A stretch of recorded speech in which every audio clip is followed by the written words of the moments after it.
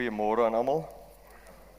Ek was gevra gewees om in hierdie area te bly, so ek sal dit probeer doen vanoggend. Ek proef net gou my voetstappe om te kyk tot waar kan ek gaan. As ek eers begin praat, dan dink ek nie meer waar ek moet gaan nie. Maar ek is baie bly om hier te wees vanoggend. Ek is bly om julle almal hier te sien. Ek is bietjie meer betrokke die jaar by die jeugkant, dit niks met die jeug eintlik te doen nie. Ek doen net die tegniese gedeelte. En ek het altyd twee bene, een been in die bediening en een been in die tegniese wêreld van die bediening. En so ek is meestal daai kant en ek moet sê die jeug het nogal baie oulik daar by die jeug. En ek kan nogal sien hoe die Here met hulle werk en hoe die toekomstige leiers van ons kerk lyk. Maar vanoggend wil ek baie graag praat oor 'n bietjie aktuele onderwerp. En dis iets wat die voorouers van ons nogal baie gepreek het. En hulle het minder gehad as ons op tafel om te kan gee en ons het dit voel vir my of ons het dalk meer geglo het toe as nou. En ek wil dit graag weer op die tafel sit. En ek wil vir julle sê, dit was nog nooit so ryp nie. Dit was nog nooit so ryp nie. En dis die klei. Die klei kry sy plek. Voordat ons begin, kom ons bid net weer saam. Liewe Heer, kom asseblief naby. U het beloof wat 2 of 3 in u naam teenwoordig is, sal u ook wees. So ek nooi u uit om af te kom na ons toe vanoggend. In Jesus naam. Amen. Nou ons het gesien, julle almal ken dit goed, Daniël 2, né? Hy hardloop kop van goud, Babylon, Mede en Perse, Grieke, Rome, verdeelde Rome. En dan lees ons 'n bietjie verder, dit is nie net verdeeld in die 10 konings en met die 10 tone nie, maar dit is ook 'n verdeling van yster en klei. En wat is yster en klei? Ja, dit is, die Bybel gee het vir ons 'n dubbel betekenis daar gegee. Die ene is hulle probeer meng met mekaar, die 10 tone het probeer om 'n paddastoetjie te word met een of 'n mermaid te word, kort om hom een te maak, maar hulle kon dit nie reg kry nie. Kyk, almal het probeer. Tot Napoleon het op die einde gesê, God het my gewen. Hoekom het God hom gewen? Want met Waterloo moes hy gewen het. Hulle het in die rekenaars ingesit, hoeveel keer, en probeer om alle opsies te kyk, hoe sou Napoleon kan verloor, maar daar, volgens ons die rekenaar was daar geen manier nie. Daar's net 'n goddelike ingryping gewees. God het hom gewen. En op die einde van die dag sit ons daar en ons besef, die yster en klei gaan nie meng, maar daar's 'n tweede betekenis. 'n tweede betekenis van die yster en klei is natuurlik ons, volgens die Bybel, ons is die klei en God is die pottebakker, né? En hy formeer ons. En hier sien ons churchcraft, soos Ellen G. White het stel, churchcraft en statecraft, wat hier so aan mekaar is, en of probeer, hulle kan nie aan mekaar kleef nie, maar dit is 2 magte wat so saamwerk om die voete te vorm, is die churchcraft en die statecraft. Nou, en die volgende, wat gebeur volgende? Dan is daar 'n klip sonder toedoen van menslike hande wat vanaf die berg. Nou in daai tyd was die gode op die berg. Weet so, onthou God het nou met Nebukadneser gepraat en so in sy gedagtes, die gode is op die berge. Jy weet altyd die hoogte plekkies op die berge. So van die berge af gekom en van God af gekom en alles verbrysel. Hy het hom nie op die heup getref nie, né? Nee, hy het hom waar getref? In die toentjies. En dan kry jy Openbaring, wat nou harmonie saam met dit hardloop, en ons sien Openbaring, het ons Openbaring 12, 13, skielik 'n fokus op hierdie, daar's 'n fokus op hierdie verhaal, waar ons die draak met 7 koppe en 10 horings, dan kry ons die dier met 7 koppe en 10 horings, en ons sien, hierdie dier mimiek, hierdie draak, die duiwel homself, en hy mimiek hom, en hy is half sy baas, en hy dis soos waar Jesus die tempel in die hemel het, en die tempel op aarde. Dit is mos soos 'n duplikaat. Jy sien ons in Openbaring 12 die Satan in homself, hy het 7 koppe en 10 horings, maar die dier mimiek dit op aarde en die 7 koppe en 10 horings en ons sien hy gee vir hom die mag, maar hy gee nie net vir hom die 7 koppe en 10 mag nie, hy laat 'n ander dier praat soos hy, soos die draak. En hierdie verhaal is 'n bietjie 'n inzoom op hierdie voete. Nou die volgende stukkie is nie in die Bybel nie. Dis nou my heresie. Hoekom sê ek is heresie? Gewoonlik sê ons, luister na die Bybel en die Bybel alleen, maar ek kan nie vir julle sê, dit staan in die Bybel. Ek het nog nooit 'n predikant gehoor, dit preekie, so ek sê dis maar my heresie, so vat dit net so op 'n draadjie, maar dis 'n gedagte. Dis so asof ons tydperk die klei weggeraak het. Dis so asof die klei verhard het of verbrokkel het of missing geraak het. Dis so asof dit in hierdie been teruggegaan het na yster, want die yster is politiek. Yster is politiek. Die klei is geestelik, Christus, churchcraft, kerk. Dis so asof die klei wegraak en ons gaan terug in die been in en ons gaan met die ander been weer af. Hoor my maar net, 'n idee. En dan op die einde kom ons weer by die klei uit. Dis so asof ons teruggetree het in die Romeinse tyd, en asof ons teruggetree het in politiek in die wêreld. Dis so asof die klei het regtig missing geraak. Verdwyn. Soveel so, ons gaan net 'n bietjie statistieke gee, is net 'n introduksie, inleiding. Maar ons het tot in Amerika, protestante Amerika, het mense wat gesê het hulle is Christene in 'n kerk bywoon, daai tipe ding, geaffilieer is by 'n kerk, het onder 50% gegaan. Was in die 40%, net 'n jaar terug. Ons is besig, die grafietjies was besig om heeltemal weg te gaan in niks in. Inteendeel, hulle het geen sê gehad nie. Hulle het geen sê gehad nie. En dan kom ons Openbaring 13, en ek wil graag die tweede helfte van Openbaring 13 vanoggend vir julle laat sê, dis besig om te aktualiseer. Dis besig om lewe te kry. Hierdie profesie wat van my kollegas en mense wat veral in die westerse wêreld bly, sê, ek dink nie daai profesie kan waar word nie. Kerke staat weer een word. Yster en klein, nee, ons is op yster. Ons is op yster. Kom ons gaan 'n bietjie na Openbaring 13 vers 11 toe.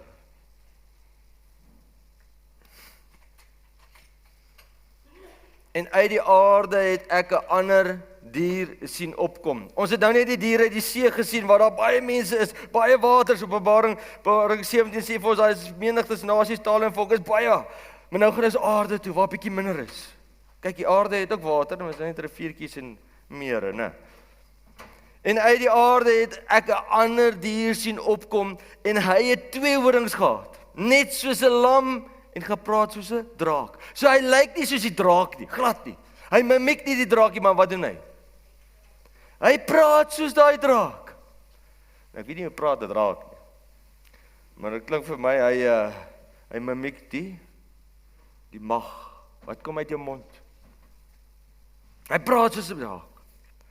En hy het 2 horings gehad, net soos die lam, 2 horings.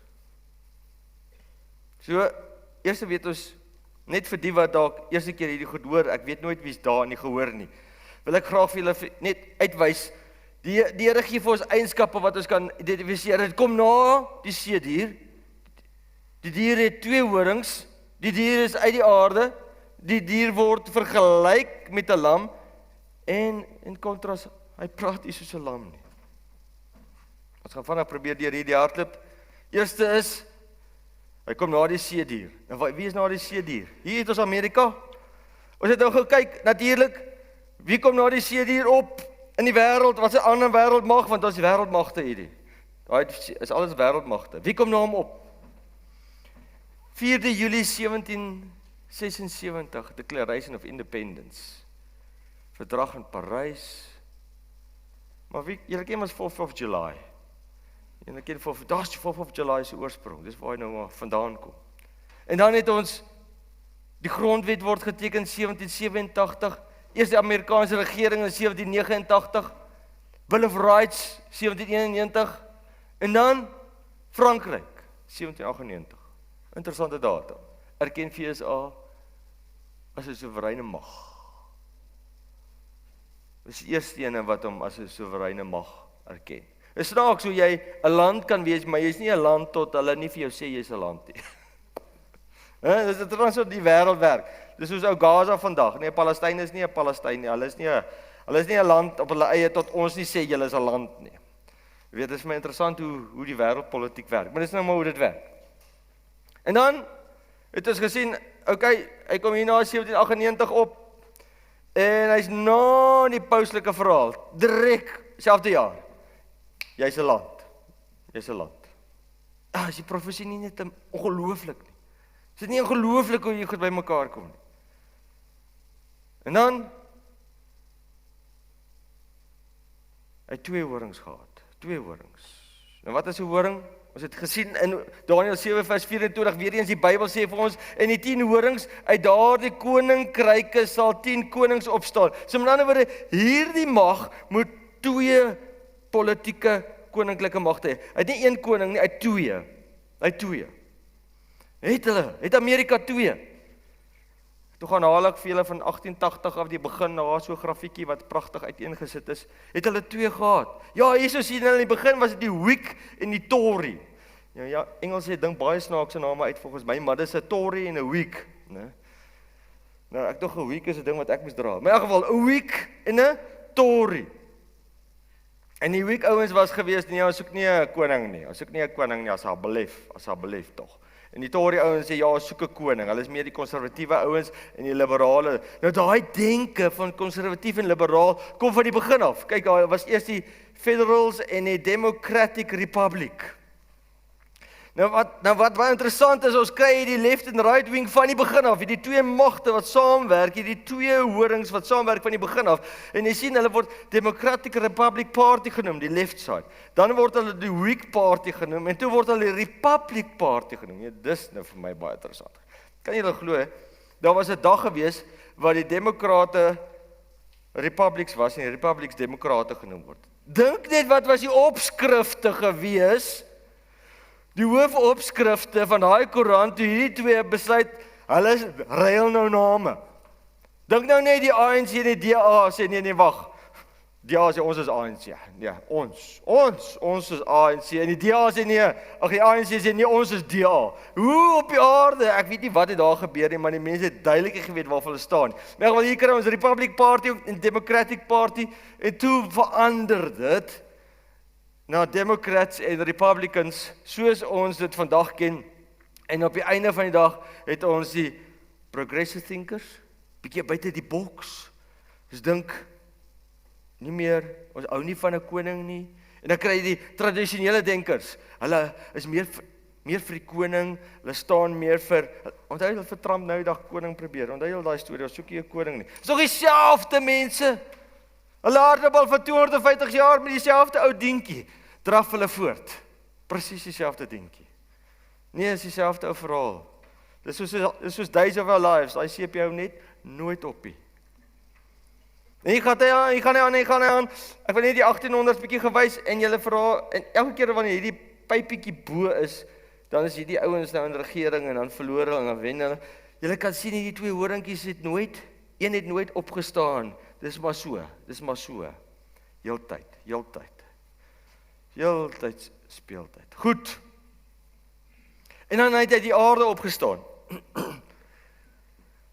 Nou ons het gesien in Openbaring 12, en die slang het sy bek water soos 'n rivier agter die vrou aan uitgegooi, om haar te laat wegvoer deur die rivier. En die aarde het die vrou te hulp gekom, en die aarde het sy mond oopgemaak, en die rivier opgesluk, wat die draak agter sy bak uitgegooi het. Ok, nou het dit uit die aarde uitgekom. Nou ja, ons ken nou die verhaal, dis nou aarde versus see. Die een dier het uit die see gekom, die ander dier het uit die aarde uitgekom. In die see, menigtes, nasies, volke, ek nou 2 jaar in Europa gebly, mense, daar is elke 2 tot 5 kilo's 'n ander dorp. Dis net, hou net nie op nie. Jy dink jy ry nou weg, dan is jy klaar in die volgende dorp. Dit is heeltyd so aanhoudend aan mekaar, die dorpies is so aan mekaar vasgeplak. En nou wat vir my interessant van hierdie is, ek wil net sê die dorpies is baie min aan mekaar gegroei, daar's ook plaasies tussenin. Jy weet so, hulle is baie, jy mag nie 'n plaas hê en 'n huis op die plaas nie. So jy bly in die dorp en jy bewerk jou land. So baie, as jy so ry tussen die dorp en dan ry jy verby die trekkers en dan gaan die oom, die pa, die kind met sy groot trekker, dan het die vreeslike groot trekkers daar en dan ry hulle op die paadjies wat nouer is as ons paaie en dan moet jy nou daar verby. Maar is baie oulik, is mooi. Jy weet, dan gaan hulle die dogtertjie op die trekker en daar ry ons huis toe. Ek dink dit is fantasties. Maar in elk geval. En toe kom ons die aarde. Nou die aarde het die vrou te hulp gekom. Julle ken die verhaal van die Waldense het toe nou deel geword uit hulle uitkom die Hugenote. Ek het dit nie geweet nie. Ek nou die dag moet ek 'n taak saam my kind doen en hulle moet oor die vanne 'n taak doen en ek gaan lees oor my van en ek vind uit in hierdie dokument dat ek was 'n Waldens gewees. Ek het dit nooit geweet nie. Jordaans was die Waldense gewees, hulle het 'n Jordaan kasteel gehad. Ek het nie goed geweet nie. En toe op die einde te vlug hulle en hier sit ons vandag in Suid-Afrika. So die Waldense is daar en hierdie lot het gevlug vir hulle lewe. En ons weet daar's 'n klompie Franse Hugenote, die Du Plessis, die Horons, ons hele wat van julle wat Franse was. Wat gevlug het, julle voorouders. Het gevlug waarheen? Kaap toe. Hulle wou oorgaan Australië toe hoor hulle nee, dis die tronk, toe draai hulle om. En toe gaan hulle gaan toe nou al die pad tot aan Noord-Amerika en hulle is toe daar en dis waar die aarde het die vrou te hulp gekom. So uit hierdie gebied wat aarde genoem word, waar die vrou heen gevlug het, moes daar 'n wêreldmag opgestaan het.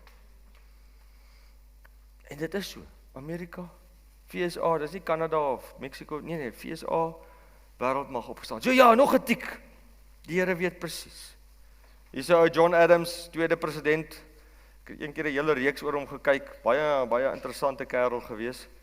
En our constitution was made only for a moral and religious people. It is wholly inadequate to the government of any other.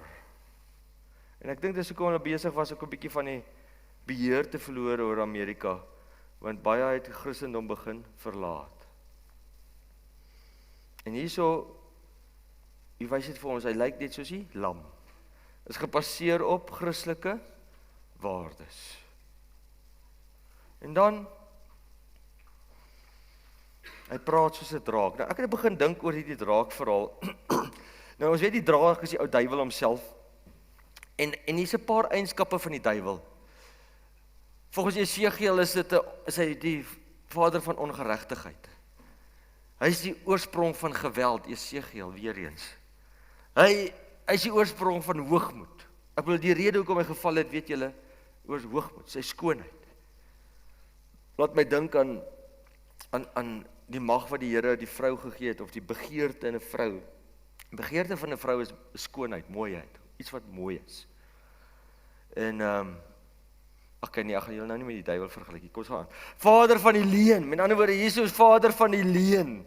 Hierso is nou hy is die leenaar van die begin af. Hy is 'n mensemoordenaar van die begin af. Hy is 'n verleier. Mag oor die dood gehaat. Is dit nie, kan julle Amerika hier insien?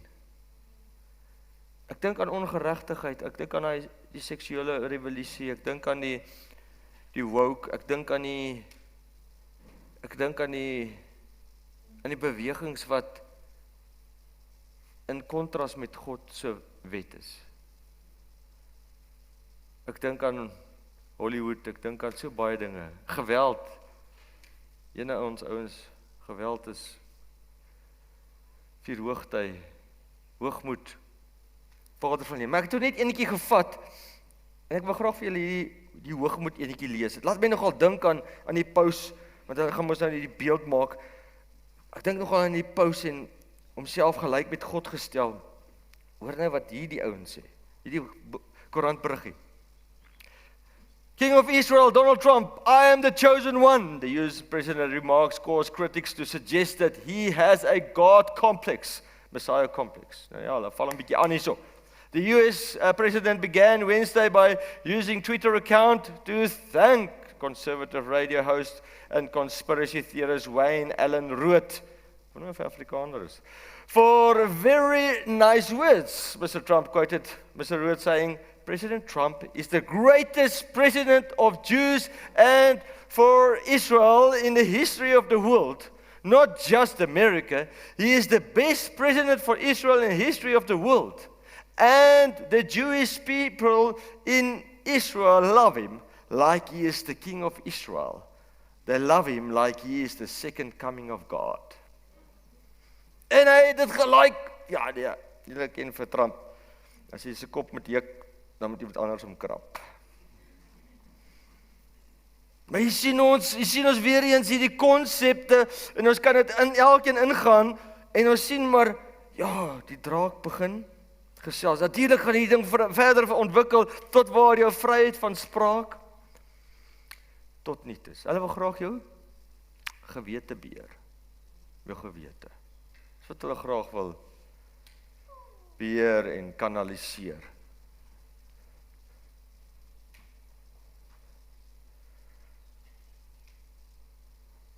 Nou vers, ons het nou net een versie gedoen.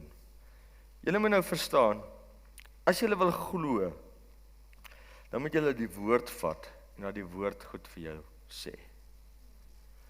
Ons kan nie een versie vat, en gaan soek in Rusland, of in China, of in Antarktika, vir die antwoord. Julle weet dit. Ek weet, ek preek nou vir die koor hierso. Maar ek hou daarvan, net of julle, soos ek baie keer al verduidelik, maar dink aan die Bybel soos 'n skildery. Dink aan die Bybel soos 'n skildery. Vat die Bybel en dan wanneer jy skilder, dan vat jy hierdie skildery en wat doen jy eerste? Jy maak eers daai agtergrond met die eerste versie. En dan begin jy daar die wolkies insit, bo-plak, die volgende versies. Dan begin jy die volgende versie oor die onderwerp en dan sien jy hoe maar hier's 'n huisie wat geteken word. En dan sien jy hier's 'n boompie wat bygelas word vir die volgende vers. En dan skielik zoom jy in op die vers en sien jy in die boom is daar 'n eekoring en dan hier's 'n paar hoendertjies en dan lees jy die ander vers een keer en dan is dit 'n pragtige perd. Dan kom jy agter, o nee, genigtig. Dis 'n donkie. Dan vee jy hom uit en dan maak jy sy ore langer. En dan kyk jy verder, o nee, dis 'n zebra, dan het jy hom nog dieper. Dan maak jy hom nie meer, as hy nie meer donkie nou sê 'n zebra. En soos jy verder lees, dan sien jy die huisie is daar en dan as jy op hom inzoom, dan sien jy maar die venster is oop. En jy kan in die venster in kyk. Wat sien jy daar in die venster? Al die mans het nou net 'n mooi meisie daar gesien. Pragtig, né? So met ander woorde, wat sien ons daar? Ons sien die huis en 'n gesin en ons sien die verhaal en dit was nie met een vers nie. Dis wanneer jy al die verse saamvat en dat die een vers die ander verduidelik en op die einde is dit nie die boom nie, maar jy sien in die boom die volgende goed, want die ander verse sit dit vir ons daarin. En God is besig om skilderye te maak en hier het ons een vers gevat en ons het begin om die skildery vir julle in te kleur. En so is dit dan nou met die volgende vers. Kom ons lees die volgende een. En hy oefen al die mag van die eerste dier uit voor sy oë en hy maak dat die aarde en die wat daarop woon, die eerste dier aanbid, waarvan die dodelike wond genees is. Al die mag van die eerste dier. Al die mag, of is dit net van het? Al die mag is seker? Alles. Het Amerika groot boetie syndroom? Soos die paus, hy neig baie sterk daarna, maar wat kort hy? Hy kort nog sy klei. Hy het definitief die boelie syndroom, die politieke kant, het hy nog vir 'n hele klompie jare in ons leeftyd het hy goed uitgeleef. Maar wat kort hy? Hy kort die klei. Dan was hy nou soos die pauslike mag in die wêreld. Hy kort dit nog. En ons is besig om te sien hoe die klei sy plek kry.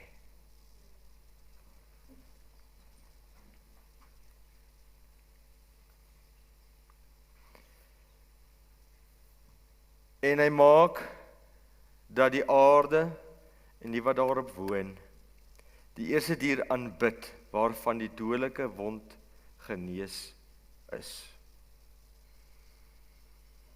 Nou ja, ons besien hoe die pauslike dodelike wond genees word nou al vir 'n hele klompie jare. Nou ons weet nog nooit, ons sien, as ons na Walter luister, dan sien ons hoe agter die skerm altyd, jy weet, wat hy doen, en party van die goed is nou al voor die skerm. Ons sien hom nog nie heeltemal bo op die troon sit nie, maar ons sien Openbaring 17 sê, hy gaan dit vir 'n kort tydjie net vir 10 dae voor Jesus kom. So met ander woorde, die wêreld mag, wat na sy kant toe kom, is nog op pad. Maar die genesing is so te sê klaar. En dan die wêreld mag as die cherry op die koek, hy wil graag die 8ste kop wees. Die 8ste kop van die 7. Hy wil die 8ste een wees. Gaan lees Openbaring 17. Sien, hy wil die 8ste wees. Wie is die 8ste hoof van hierdie wêreld? Wie is die 8ste? Eintlik is Jesus. Hy is die 8ste. Hy is die 8ste wêreldmag wat oorneem alles. Wie wil in sy plek wees? Die paus. Hy wil mos baie graag in sy plek wees. Hy wil baie graag in die plek van Vicarius Philadelphia. Hy wil graag in God se plek wees. Hy wil graag die 8ste wees van Openbaring 17. En hy gaan vir 10 dae die 8ste wees en dan kom hy sy Moses teë. Met die antitype van Moses, né? Want Jesus gaan aankom. Jesus gaan aankom. En hy doen ook groot tekens sodat hy selfs vuur uit die hemel laat neerdal op die aarde en voor die oë van die mense. En hy verlei die bewoners van die aarde deur die tekens wat hom gegee is om voor die oë van die dier te doen, deur aan die bewoners van die aarde te sê dat hulle 'n beeld moet maak van die dier wat die swaardwond ontvang en lewendig geword het. Maar ek wil net gou vers 12 net daai een woordjie, en hy maak dat die aarde en die wat daarop woon. Nou, ek weet nie wanneer laas was jy gemaak om iets te doen nie. Wanneer word jy gemaak om iets te doen? Seker wanneer jou vrou dit sê, nou, jy sal nou hierdie ding. Wanneer word jy gemaak om iets te doen? Nou, een man maak nie sommer 'n ander man iets doen tensy hy jou baas is nie, verstaan? Jy maak nie jou kind iets doen tensy jy nie die pa is nie. As 'n 2-jarige jou maak iets doen, dan wonder ek wie is die baas in daai huis. Jy moet die baas wees, nie daai 2-jarige nie. Jy moet vir hom leer wie is die baas in die huis. Want eendag gaan hy in die samelewing iets werd moet wees. Dis kom jy dit om leer. Maar wie maak jou iets doen? En ek wil net vir julle wys die boelie verhaal, die forsering. Maar wat maak hy? Hy maak nie enige ding nie, hy maak dat hulle die dier aanbid. Van wanneer is aanbidding geforseer as dit waar is? Is dit moontlik? Dis soos liefde. Kan jy sal met my trou? Jy gaan dit werk? Nee, daai man gaan gou agterkom, dit gaan nie werk nie. Dit gaan nie werk nie. Daai kite gaan nie vlieg nie. Jy kan nie liefde forceer nie. Jy kan nie aanbidding forceer nie, tensy dit nie 'n valse aanbidding is nie. Jy kan niemand forceer nie. En ek wil graag, ek sien my tyd hardloop uit, ek wil net graag sê, dit wat ons tans in hierdie wêreld sien, is wat is die probleem met die herlewings wat ons tans in hierdie wêreld sien? Wat is die probleem? Wat is daai probleem? Die probleem is nie, dis fantasties as ons terugkeer na God toe, dis fantasties. Dis fantasties dat ons terugkeer na God toe en weer die Bybelse waarhede in ons lewe en samelewing aanneem. Ons is opgewonde. Uiteindelik kan normaal weer of normaal word volgens die Bybelse normaal. Maar wat is die verskil tussen nou en 100 jaar terug? Die verskil is een ding. Ewe skielik wil hulle ons maak dit doen. Ewe skielik wil jy hulle dit maak dit doen. Hierdie is 'n baie belangrike woord. Want dit is die eienskap, die forsering. Daar's klaar met ou Charlie Kirk se toe hy nou oorlede is. Geskied was. Toe begin Trump net soos die draak te praat. Ons gaan maak dat hierdie mense ophou met die retoriek. Vryheid van sprake skielik gekortwiek. Hy begin dit doen. Inteendeel 'n hele klomp mense van die linkse kant was skielik stil gemaak. Hulle het nie meer vryheid van spraak gehad nie. 'n Klomp mense was afgedank omdat hulle teen Charlie gepraat het. Ons sien skielik hierdie vryheid van spraak wat nou gemaak is. Nou wat ek verder hier het, is ek wou maar net eintlik nou hierdie beeld wat ontwikkel word. Hierdie beeld wat ontwikkel word van staat en kerk, van die eerste dier, wat nou skielik begin lewe kry. Nou, ons sien ook in die versie dat hy vir hom lewe gee. Hy het ook die mag om vir hierdie beeld lewe te gee. Laat my nogal dink aan die skepping, né? Waar die hy het asem in die beeld ingeblaas en vir hom lewe gegee. En ons sien hierdie ontwikkeling wat plaasvind. En nou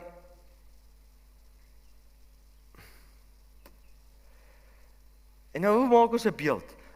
Nou kom ons kyk net gou die obvious goedjies, wil ek net uit die weg ry. Wat is daai? Dis die pantheon, kom van die Grieks pan, theon, gode, wat beteken tempel van alle gode. Daar is die Romeinse tempel van alle gode. Dit is die konneksie tussen God, tussen en aarde, hemel en aarde. Deur hierdie tempel is die konneksie tussen se pantheïstiese, heidense tempel. Uit die koepeltjie, die simmetrie wat verwys na die lyne na God toe. Alle godsdienste moet deur hierdie tempel na God toe gaan. Alle gode se tempel gaan deur hierdie se konneksie tussen aarde en die hemel gaan, en dis waarvoor daai koepel daar staan. Dan het jy jou driehoekie, jy het jou pilaartjies, jy het jou obleksie voor. Nou ek gaan nie te veel in detail gaan nie, dis baie obskuur, en daar's 'n bietjie watertjies, en dan het jy nou waar die mense is, en dit is die tempel. Waar het ons dit gesien? Waar het ons hierdie verhaal ook gesien? Ons sien dit natuurlik. Daar is ons weer eens 'n koepeltjie. En hulle het nou 'n dingetjie bo-op gesit wat die puntjie pragtig uitwys met jou driehoekie, jou pilare. En hierso het ons in Amerika so waar die Vatikaan en Amerika dieselfde beeld ontwikkel. Hier is die Vatikaan, jy sien nou obleks voor, en dan het hulle nou die sleutelgatjie bygelas met die pilaartjies en 'n driehoekie, en dan is daar nou allerlei deurtjies wat sekere tye oopgaan, alles te doen met koneksie met God. Wat doen pragtige protestante Amerika? Nee, ons doen dit net bietjie groter. Ons het presies dieselfde. Weereens die koepel, die pilare, die driehoek, die grootste obleks in die wêreld, en die watertjies daar agter, die simbool. Is ons besig om 'n beeld te skep. 'n Beeld van Rome, Babylon se godsdiens. Wat het Babylon se, waar het al die Galdeërs gevlug? Hulle het gevlug Turkye toe. Daai Galdeërs. En hulle het daarso, as ek reg onthou, dis 'n Thyatira, die dorpie. In elk geval is bo op die heuwel gebou. En hulle het toe hulle pantheïstiese godsdiens met al die gode, het hulle verder versprei deur Griekeland. Eers was dit natuurlik na die Mede en Perse, Griekeland, in Rome, in daai selfde godsdiens. Toe hulle gevlug het hulle deurgegee, en daai soos Maximus, wat Pontius Maximus, daai titel kom al van Babyloniese tyd, is hulle in hulle godsdiens, en dis deurgegee na die konings deur die eeue. En wie dra daai titel nou? Wie is die Pontifex Maximus nou? Dis die paus. So met ander woorde, ons sien die beeld van hierdie dier, met ander woorde, die beeld van daai dier is nou geskape. Dis dalk nog 'n rede hoekom daar 2 voete is. Ek wil nie, dis ek nou nie heeltemal reg nie, maar daar's 'n beeld daarvan gemaak. Verstaan wat ek sê? Van hierdie yster en klei. Daar's 'n beeld van hierdie konsep gemaak. En dit sien ons in Amerika. En die oorspronklike vaders wat hierdie gemaak het, die Capitol Building gemaak het, is hulle het 'n debat, hulle sê hierdie is die tempel van demokrasie. Maar hierdie artikel bespreek hoe die oorspronklike ontwerp van die Capitol deur William Thornton geïnspireer is deur die Romeinse Pantheon en hoe Thomas Jefferson dit gesien het as 'n morele en burgerlike simbool vir die jong Amerikaanse Republiek. Dit wys ook op die imperiale en godsdienstige konnektasie van die Pantheon en hoe dit oorgedra is na die Amerikaanse konteks. Nou jy kan sien ook die ou straatjies daar, jy kan dalk daai kan beter sien, is so af driehoekie. Ag, dit is vol van hierdie altkultiese verhaal. Is hulle van die begin af besig om 'n beeld van die dier te skape? Van die begin af is hulle besig om 'n beeld van die kerk en staat te maak. Ons het deur 'n tydperk gegaan waar die staal amper oorgebly het en die klei so te sê weg was. En natuurlik het ons nou, ek kom met daar Amerika het ingekom. Ek wil graag hierdie stukkie vir julle. Het 'n klankie? O nee, het 'n klank. Weet ek nie. Ag, dit is fantasties. Goed, dan gaan julle maar probeer sê. Nee, ek moes hulle gesê het ek wou klank hê sekerlik. Vat my mic. Okay, kom ons draai dit. Blou, is blou reg? Kyk, ons kyk of ons die ding kan reg uitfigure. Ek wil net uitvind waar is jou speakertjie. Kom ons hoop is daar. From the world of Trump in many ways, it's fused with Trumpism. In fact, Okay. they put a mash together of some candidates that Trump has endorsed, who are all sort of preaching this, there's no wall between church and state. Look. And I'm tired of this separation of church and state junk. In November, we're going to take our state back. My God will make it so. We need to be the party of nationalism. And I'm a Christian and I say it proudly. We should be Christian nationalists. Now, Donald Trump has embraced this. Evangelicals embraced Trump. It was sort of a grand bargain, right? They seem to get what they want, and it is fused into something else here. In your reporting on Trump, how does he view this sort of Christian nationalism that is attaching itself to Trump?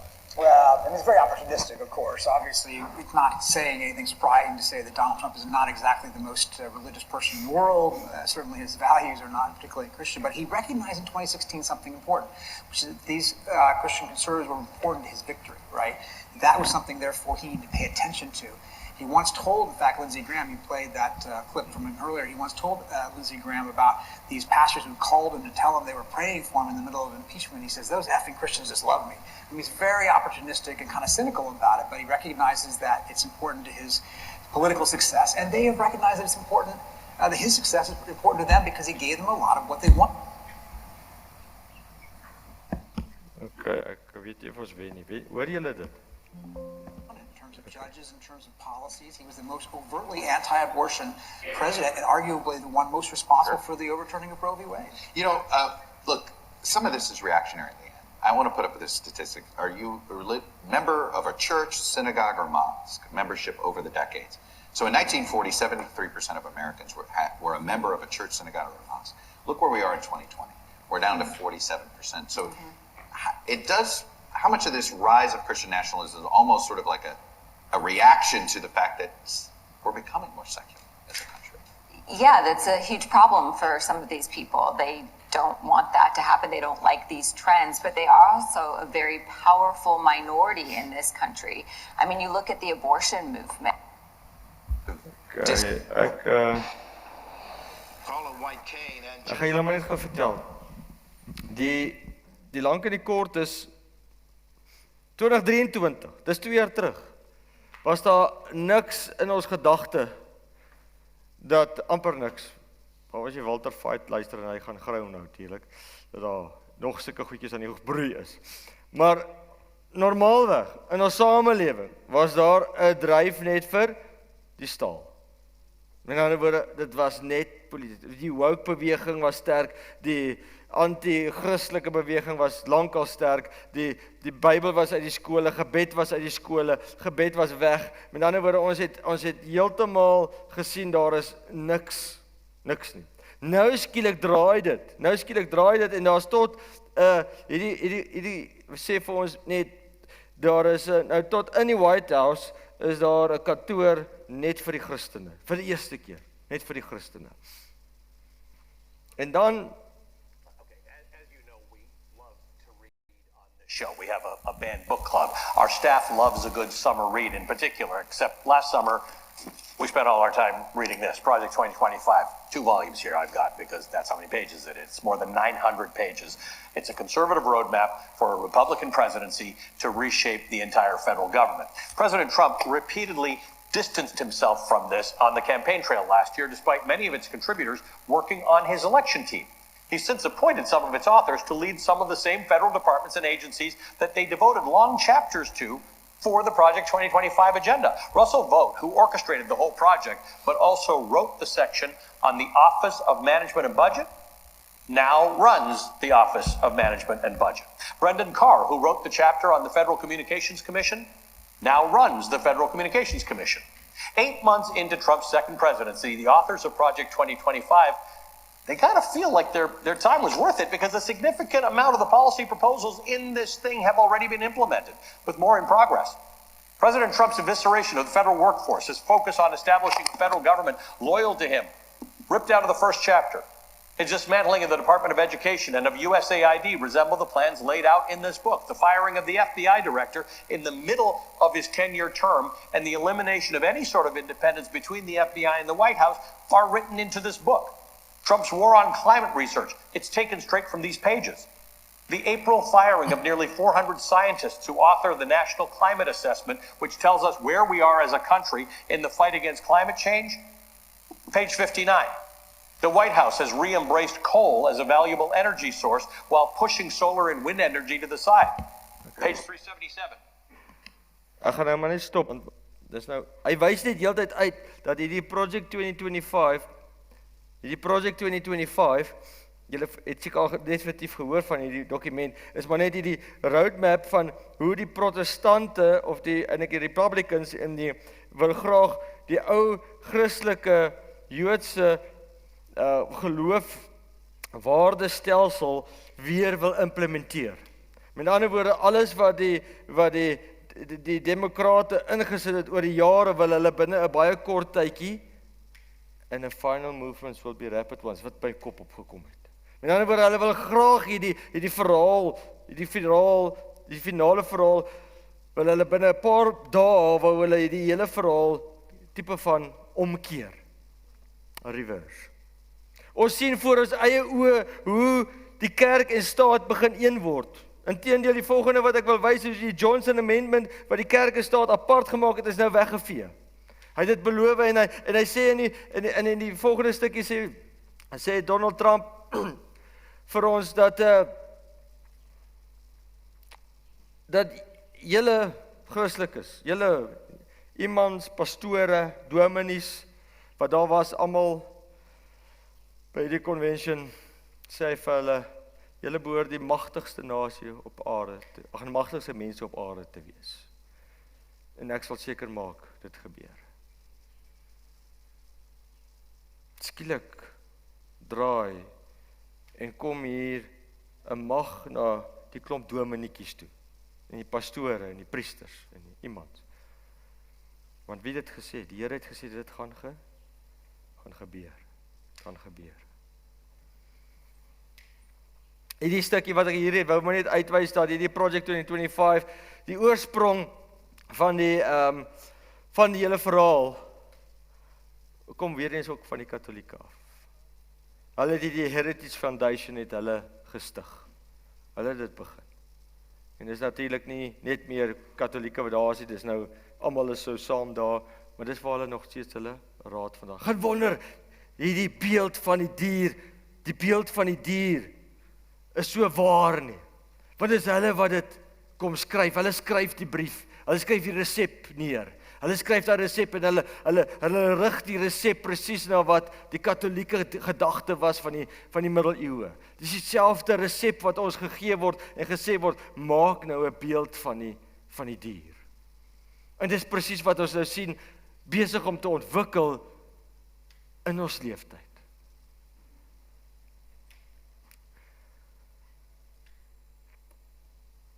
Nie so as hy nou besig om te praat.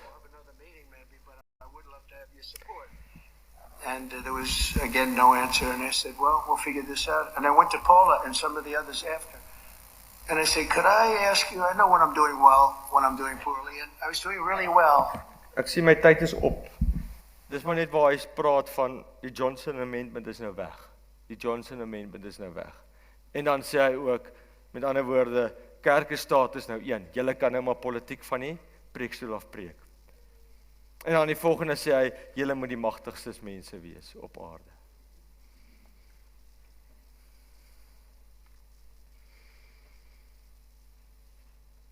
Laaste wil ek net afsluit, met dat hy selfs vuur uit die hemel laat neerdal. Nou elke keer as daar vuur uit die hemel neergedaal het, was daar 'n herlewing. Daar was 'n keuse gemaak gewees vir God of teen God. 'n Bekeringsverhaal wat plaasvind. Met ander woorde, ons kies God. Ons kies nie meer die pagan aanbiddings nie. Al die vorms daarvan is ons besig om Hollywood uit te skuif uit ons lewe uit. En al sy verhale en sy retoriek is ons besig om uit te skuif en ons sê, ons wil graag net God hê. En toe Elia daar staan, het hulle nie toe hy sê, kies julle vandag, wil julle nou God dien of Baal dien? Toe hy dit eerste keer daar sê, het ons almal doodstil. Niemand het opgespring, ek's Baal, Baal vir my, Baal asseblief. Nee, niemand het dit geskree nie.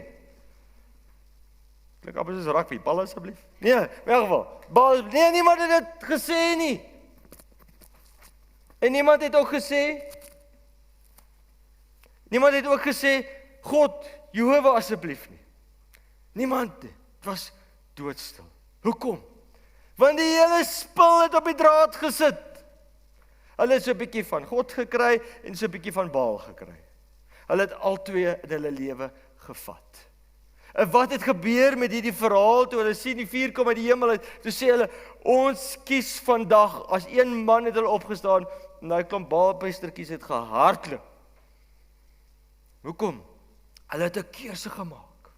Herlewing gaan van 'n keuse van elkeen se hart en hulle besluit, ek kies God. Nou ja, net 'n omtrent, wat was dit? 800 jaar later, daar sit hulle. Almal, Jesus het nou net opgestaan, fantasties, hulle is opgewonde en hulle bid vir die Heilige Gees. En daar sien ons die volgende weer vuur uit die hemel neerdal. Herlewing waar die Heilige Gees ontvang word. En die Heilige Gees word ontvang en daar's 'n herlewing weer eens van grond af op. En ons gaan verkondig die goeie nuus aan die wêreld. Bekeer jou. En as jy jou bekeer het, weet jy wat, gaan jou huwelik genees. As jy bekeer, dan gaan wat nog genees, nie net jou huwelik, jou eie kop gaan genees. Jou kinders, jou hele huisgesin gaan genees. Ewe skielik gaan jou verslawings aan dobbel gaan wegraak. Jou verslawings aan pornografie gaan wegraak. Jou verslawings aan geldwasery. Jou verslawings aan next please. Ja, dis oulik. Al die verslawings van hierdie wêreld gaan weggaan. As ons wat doen? As ons bekeer. En elke huisgesin, op 'n huisgesin vlak, kom hierdie hele herlewing en 'n reformatie kom daar uit. 'n Reformatie van jou kop, van jou huisgesin, van jou lewe. En as gevolg daarvan dat pa se kop herstel en ma se kop herstel, word die huwelik herstel en die kinders is gelukkig. En as gevolg daarvan kan die predikant uiteindelik 'n kerkraad hou. Uiteindelik. En die hele kerk word genees. En die samelewing word genees. En die nasie word genees. Dis 'n herlewing. Wat is 'n valse herlewing? 'n Valse herlewing kom nie vanaf die grondvlak af op nie. Dit het geen reformatie daarna nie. 'n Valse herlewing is 'n goeie gevoel. Ja, ek het hom nou gekry. Net eers verstaan nie. Maar daar's geen intellektuele besluit vir God nie. Dis 'n gevoelsbesluit en ek soek my fiks net te weer. Ongelukkig deur die eeue het ons die valse herlewings en waares gesien. Julle kan gaan kyk in die geskiedenis en elke keer is daar 'n ware herlewing is van die grond af op en 'n valse een is van bo af. Die kerkstrukture wat dit afdruk. En daar is natuurlik 'n gekoppeling daaraan, is daar 'n vermoë, is daar musiek, net soos ou Daniël 3. Gaan lees Daniël 3 met die musiekies wat kom en die verhaal, want daai musiek het 'n vermoë om jou te laat voel, die Heilige Gees is daar, maar ek kan julle vandag sê, die Heilige Gees was nog nooit 'n gevoel nie.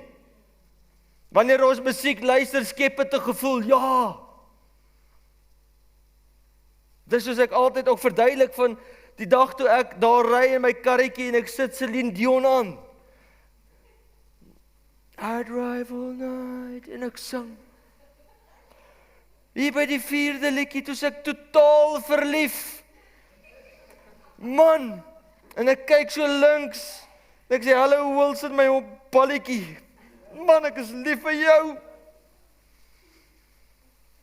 Daar was geen meisie in my lewe op daai stadium nie, maar ek was verlief. Die musiek het 'n vermoë om in jou te skep wat nie bestaan nie. Wat's ware aanbidding is wanneer 'n waarheid wat jy beleef het soos daai lot wat deur die rooi see gestap het. Toe hulle aan die ander kant kom en hulle sien ons is verlos. Te bring dit 'n lied in hulle hart wat in harmonie is met die waarheid se gevoel. Ja. Maar daar's 'n waarheid wat die oorsprong is van elke ware aanbiddingslied. En so die waarheidslied, die oorsprong wat daar deurkom, dis die basis, is 'n waarheid. Die waarheid keer terug na die waarheid. Daai antieke godsdiens herlewing wat plaasvind.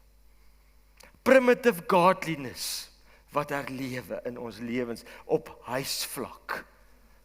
Ma en pa beklei nie meer op pad kerk toe omdat sy hemp nie mooi gestryk is nie. Daar's 'n liefde wat begin oorleef. So ek wil vandag vir julle sê, en wanneer ons dan kyk na herlewings wat plaasvind, het ek 'n videoetjie hierso, heel ver onder toe. Ou Kurt, sy met die arme man, ou Charlie. Nou, ek wil nie hom oordeel nie. Ek dink dit is fantasties wat hy gedoen het. Dat hy inloop in die draak se nes in, by die kampusse, en gaan Peter aan die eiertjies van die draak. En vir hulle gaan sê, wat maak julle? Hier is die Bybel en sy waarheid. Ek sê nie alles wat hy gesê het ooit is altyd reg nie. Maar wat het hy gaan doen? Terwyl hy weet hy kan gedood word. So kwaad is hulle. Daai draak is kwaad, ek wil hom opeet. Is hy besig om in tussen daai eiertjies te loop, wat nog besig om te ontwaak, en vir hulle te sê, maar hier is die waarheid ouens. Wil julle nie bekeer nie? Wil jy na 'n ander nes toe kom nie, asseblief? Wil ons nie hierdie nes skoon maak nie? En hy het aangehou met dit. En hy was op soek na wat? Hy was op soek na waarheid. En ek dink hy was sterk op pad om dit te vind. My opinie, was hy sterk op pad om dit te vind. Nou sy hele herdenkingsdiens, ek het 'n grootste deel geluister en gekyk, ek het partykeer bietjie gespring voor ek aan die slaap raak met van die sprekers, maar die punt is, van hulle het pragtig gepraat. Hulle het gepraat tot bekering, keer terug na God, bekeer jou hart. Hulle het verlossing gepreek, Ons eie ou man daar het opgestaan en julle kan debatteer oor hom. Maar wat het die ou oomie gesê?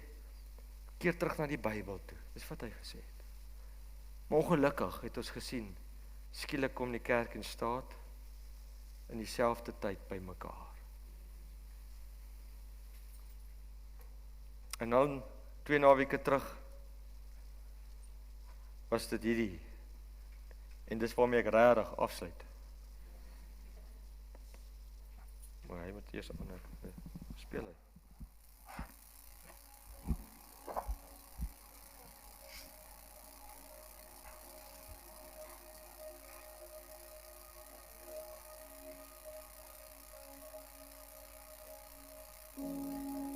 Ek wil net by julle sê, let op waar dit plaasvind. Dit vind plaas by die Capitol Building, by die beeld wat geskep word, tussen die obelisk en die tempel. Presies daar. Kyk wat gebeur.